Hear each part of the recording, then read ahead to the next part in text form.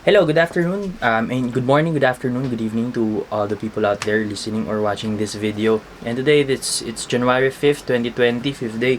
Now, I'm gonna read this to you so that we can learn something for today, or we have something in mind, so that we can start this train of thought.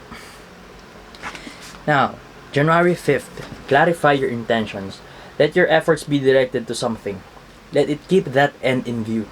It's that activity that disturbs people, but false conceptions of things that drive them mad. Seneca, on tranquility of mind. Law 29 of the 48 Laws of Power is plan all the way to the end. Robert Greene writes, by planning to the end, you will not be overwhelmed by circumstances and you will know when to stop. Gently guide fortune and help determine the future by thinking far ahead. End quote. The second habit in the 7 highly effective people is begin with an end in mind.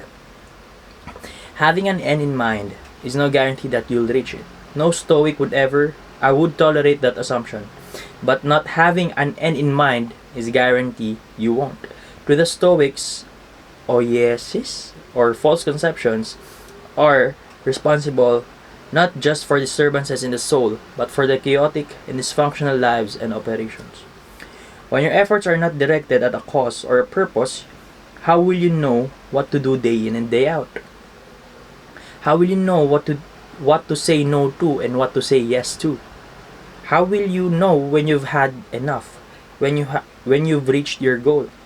When you've gotten off track? If you've never defined what those things are, the answer is you cannot, and you are driven into failure or worse, into madness by the oblivion of directionlessness. That's it. Now, my key takeaway learning here in this reading is the value of planning. And I realize that planning ahead, far ahead, very far ahead. So we should have plan for the long term, for the medium term, and for the short term, so that we can prepare ourselves, for the upcoming waves or the upcoming tides, upcoming challenges. Because try going somewhere without a plan in mind or without any objective. Uy, tol, tara, gala tayo. Saan tayo pupunta ng gagawin natin? Wala, gala lang tayo. And then you say yes. Then you reach your destination, a mall, a park, but you don't know what to do, what to talk about. You're just gonna end up wasting your time there. What if someone asks us, tol, gala tayo, saan tayo pupunta? Anong gagawin natin, tol? Pag-usapan natin yung mayroon kasi yung tumatakbong ideya sa isip eh. Negosyo ba? Interesado ka? Pag-usapan sana natin sa isang lugar na kung saan makapag-isip talaga tayo at makapag-usap tayo ng maayos. Now, that's objectivity. Because the person that you're talking to knows what they're doing. They have a plan in mind. They have an objective.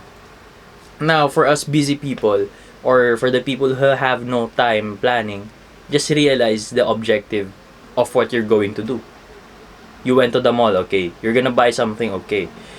Then after that, you don't have a plan. What are you gonna do? Waste your time? Time is very essential for us. Time is an ally if we know how to use it. And time is an enemy if we do not know how to use it. Many people told me once that, boy, maiksi lang ang buhay. And then I tried realizing what are the things that they do or the activities they execute day in and day out. And they just, nakatambay lang sila. So basta sabi nila talaga na maiksi yung buhay. We were given sufficient time to make the most out of it. To pursue our purpose, to pursue our passion, to make time for the things that really matter for us, family, loved ones, purpose, passion, and all. Living the world better than we found it. That's it. For me, that's my passion and my purpose. Now, the key takeaway learning for everyone here, for the listeners, for the viewers, is be objective. Clarify your intentions and have a plan in mind. Not just for tomorrow, not for the coming day, not for just for next week, not for just the next month, but for the upcoming 10, 20, 30, 40 years of our lives. You know what I'm saying? Because time is essential for us and we don't want to waste it on the things that don't really matter. Alright, that's it. If you think that you know someone who wastes time, or who uses their time without any objective or without any plan in mind, might as well remind them na, dude or sis, we have limited time here on earth. Might as well we spend it on things that really matter, and we should plan ahead for the upcoming tides, challenges, or waves in our lives. And let's be objective so that we don't waste any second. That's it. Like, comment, share, and subscribe, and I will see you tomorrow.